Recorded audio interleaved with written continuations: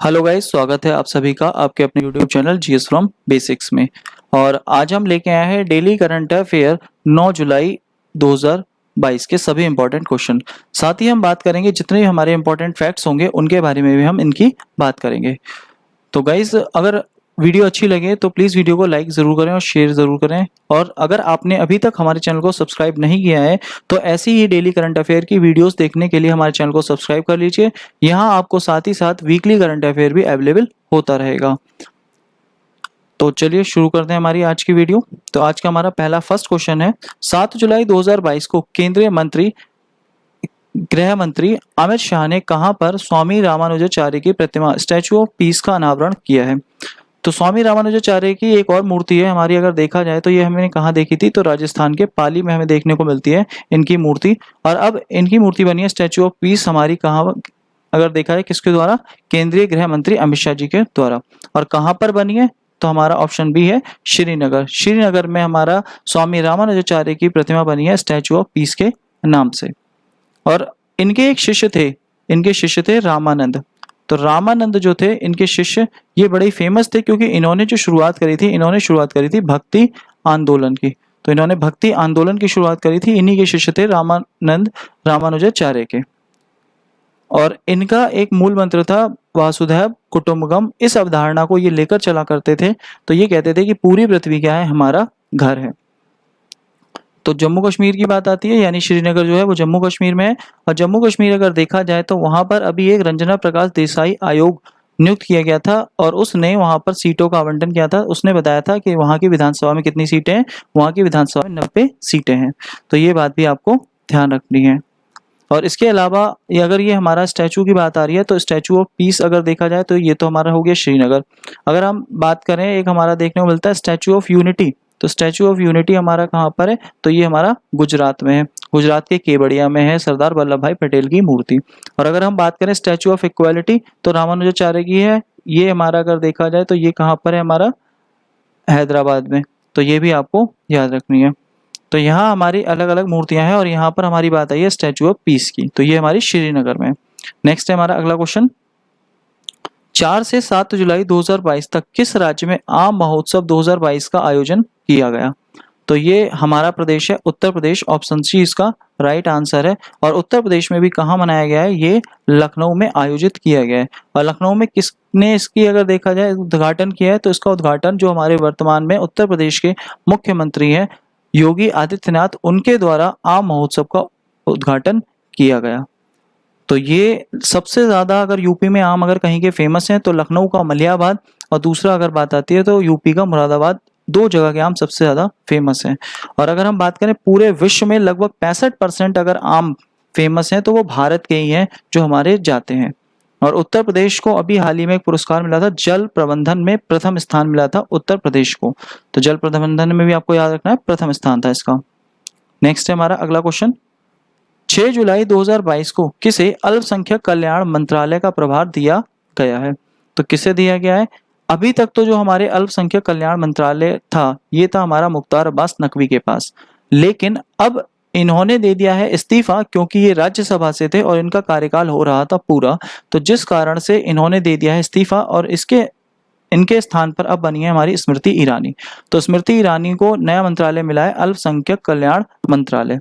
और इसके पहले उनके पास में एक और मंत्रालय था, महिला और बाल विकास मंत्रालय। तो ये दो मंत्रालय हो गए। अब इन्हें मतलब दूसरा ये मिल गया है हमारा अल्पसंख्यक कल्याण मंत्रालय।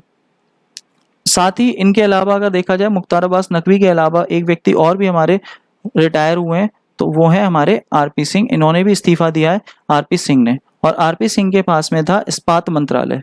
और इस्पात मंत्रालय अगर देखा जाए तो वो किसको मिल गया है? वो मिल गया है ज्योतिराज सिंधिया को मिल गया है। और ज्योतिराज सिंधिया के पास में अब आरपी सिंह का आ गया है इस्पात मंत्रालय। और ज्योतिराज सिंधिया के पास में भी अब दो मंत्रालय हो गए। एक तो इनके पास पहले से ही था उड्डयन मंत्रालय और अब हम इनके पास हो गया है इस्पात मंत्रालय। तो स्मृति ईरानी अगर देखा जाए तो इनके पास महिला और बाल विकास पहले से ही था और अब इनके पास कौन सा आ गया? अल्पसंख्यक कल्याण मंत्रालय। और ज्योतिराज सिंधिया की अगर बात करी जाए तो इनके पास पहले से ही उड्डयन मंत्रालय था और अब हमारा कौन सा हो गया? इस्पात मंत्रालय भी हो गया। तो ये हमारे दोनों व्यक्ति ने इस्तीफा दिया है और ये कहाँ से थे? ये हमारे राज्यसभा से थे। ये बात भी आपको ध्यान रखनी है। नेक्स्ट है हमारा अगला क्वेश्चन, 6 से 7 जुलाई 2022 को भारत के प्रथम पशु स्वास्थ्य शिखर सम्मेलन 2022 का आयोजन कहाँ किया गया है? तो ये हमारा आयोजित हुआ है नई दिल्ली में। ऑप्शन ए इसका आंसर है, नई दिल्ली। और ये भारत में पहली बार हुआ है, यानी भारत का प्रथम है, अपने आप में पहला है। और किसने किया है? तो इसके हमारे एक मंत्री हैं पशुपालन मंत्री। तो पशुपालन मंत्री हमारे कौन है? तो पशुपालन मंत्री हमारे हैं पुरुषोत्तम रुपाला। तो पुरुषोत्तम रुपाला जो है वो अगर देखा जाए तो वो हमारे क्या है, वो इस समय वर्तमान में पशुपालन मंत्री हैं और इन्होंने ही प्रथम पशु स्वास्थ्य शिखर सम्मेलन की शुरुआत की गई है। और इसके अंतर्गत पोषण की सुरक्षा और ग्रामीणों की आय को दुगना करना इसका लक्ष्य बताया गया है। और ये भारत में पहली बार आयोजित हुआ है। और कहाँ हुआ है? नई दिल्ली में। और किसके द्वारा हुआ है? पशुपालन मंत्री के पुरुषोत्तम रुपाला के द्वारा। नेक्स्ट है अगला क्वेश्चन। 6 जुलाई 2022 को राष्ट्रपति रामनाथ कोविंद ने 4 लोगों को राज्यसभा के लिए मनोनीत किया है। कौन एक इनमें शामिल नहीं है? तो अगर हम बात करें तो यहाँ पर अगर देखा जाए तो पीटी उषा ये भी शामिल है, इलैया राजा ये भी शामिल है, वीरेंद्र हेगड़े ये भी शामिल है। लेकिन कौन शामिल नहीं है? तो यहाँ अगर बात आती है सुरेंद्र खन्ना शामिल नहीं है। तो 3 नाम तो आपको यही याद रखने हैं। तो इसके अलावा अगर देखा जाए तो एक नाम हमारा और आता है, क्योंकि तीनों नाम ये हमारे इम्पोर्टेंट नाम है। और यहाँ पर अगर देखा जाए तो यहाँ पर पहले तो हमारा पीटी उषा ये हमारी एक एथलीट है। और इसके अलावा अगर हम बात करें इलैया राजा तो ये एक संगीतकार हैं, वीरेंद्र हेगड़े ये एक समाज सेवी हैं। और अगर हम बात करें एक चौथा नाम है तो हमारा वी विजेंद्र प्रसाद। तो इसके अलावा आपको याद रखना है वी विजेंद्र प्रसाद, इनका नाम भी याद रखना है वी विजेंद्र प्रसाद का। और ये क्या है? तो ये हमारे अगर देखा जाए एक निर्देशक हैं, स्क्रिप्ट राइटर हैं। तो स्क्रिप्ट राइटर इन्होंने बाहुबली और आरआर की अगर देखा जाए तो कहानी भी लिखी है। तो ये हमारे 4 नाम हैं, वी विजेंद्र प्रसाद, पीटी उषा, इलैया राजा और वीरेंद्र हेगड़े। ये चारों लोग राज्यसभा के लिए मनोनीत किए हैं। किसने? हमारे राष्ट्रपति जी ने। नेक्स्ट है हमारा अगला क्वेश्चन। G20 के लिए भारत का नया शेरपा कौन होगा? तो अभी तक तो यहाँ अगर बात आती है ये थे पीयूष गोयल। अब पीयूष गोयल के स्थान पर हमारे बने हैं अमिताभ कांत। तो अमिताभ कांत हमारे कौन थे? नीति आयोग के पूर्व अध्यक्ष थे। तो इसी वजह से आप पूर्व सीईओ थे हमारे अमिताभ कांत। और अब अगर देखा जाए तो ये बने हैं हमारे भारत के नए शेरपा। कहाँ पर? G20 में। और G20 में कौन कौन आता है? तो G20 में आपके 19 देश आते हैं। और 19 देशों के अलावा अगर देखा जाए यूरोपियन यूनियन भी आती है। और यूरोपियन यूनियन में कुल कितने देश हैं? तो इसमें अगर देखा जाए कुल 27 देश हैं। और इसका हेडक्वार्टर है ब्रुसेल्स, बेल्जियम में है। और इसकी 2023 में जो अब बैठक होने वाली है, 2023 में जो बैठक होगी वो हमारे जम्मू कश्मीर में होगी।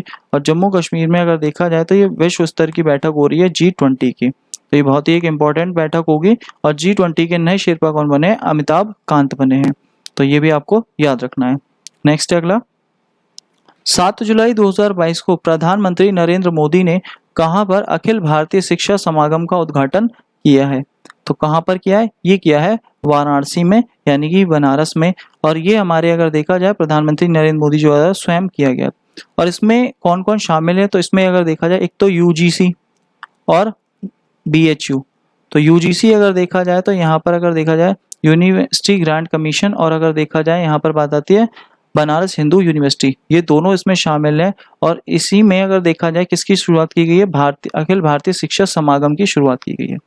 और इसमें होगा क्या? जो भारत की नई शिक्षा नीति है उसके बारे में, उसे लागू करने के बारे में चर्चा होगी। तो हमारी नई शिक्षा नीति के बारे में ये इंपॉर्टेंट है। ये किसके लिए हुई है? नई शिक्षा नीति के लिए। और जो नई शिक्षा नीति है वो हमारी 34 साल बाद आई है, क्योंकि इससे पहले ये आई थी 1986 में। और इसे कौन सी समिति के आधार पर लाया गया है? तो आपको समिति भी याद रखनी है, कस्तूरी रंगन समिति के आधार पर हमारी नई शिक्षा नीति आई है 34 साल बाद। और उससे पहले ये आई थी हमारी अगर देखा जाए तो ये आई थी 1986 में। तो पहले थी हमारी 10+2। और अब हमारी जो नई शिक्षा नीति आई है ये आई है 5+3+3+4 के ऊपर। तो ये नई शिक्षा नीति पर विचार विमर्श करने के लिए अखिल भारतीय शिक्षा समागम का उद्घाटन किया गया। कहाँ पर? वाराणसी में। नेक्स्ट है डॉक्टर राजेंद्र प्रसाद स्मृति पुरस्कार जिसकी हाल ही में घोषणा की गई है किस क्षेत्र से संबंधित है? तो ये हमारा लोक प्रशासन से संबंधित है, यानी ऑप्शन ए हमारा अगर देखा जाए लोक प्रशासन। और जो डॉक्टर राजेंद्र प्रसाद है, इनका नाम क्यों हाईलाइट है? क्योंकि ये अगर देखा जाए तो ये भारत के पहले राष्ट्रपति थे और सबसे अधिक कार्यकाल वाले भी राष्ट्रपति थे। ये संविधान सभा के स्थायी अध्यक्ष भी थे और इनकी एक पुस्तक बड़ी ही फेमस है, इंडिया डिवाइडेड, बड़ी बहुत ही ज्यादा फेमस पुस्तक है।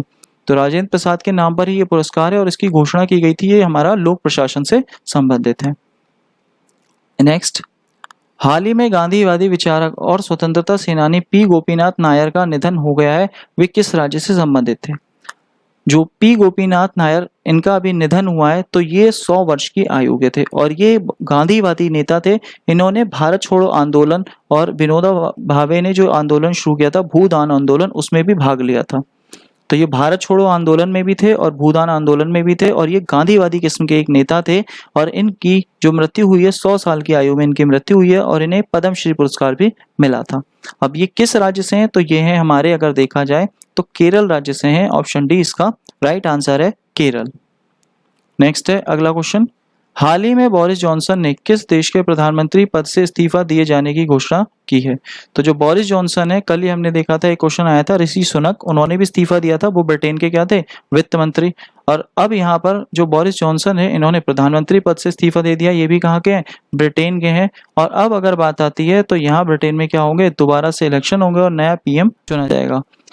तो यहाँ बोरिस जॉनसन कौन सी पार्टी के थे? तो ये थे कंजर्वेटिव पार्टी के थे। अब अगर बात आती है तो यहाँ पर इन्होंने दे दिया है इस्तीफा और ये कहाँ के हैं? ब्रिटेन के हैं। तो ये है हमारे आज के क्वेश्चन। और हमारी लास्ट वीडियो का क्वेश्चन था 3 जुलाई 2022 को कितने दिनों के लिए स्वच्छ सागर सुरक्षित सागर अभियान शुरू किया गया? तो 75 दिनों के लिए शुरू किया गया और काफी सारे स्टूडेंट्स ने इसका आंसर सही दिया था।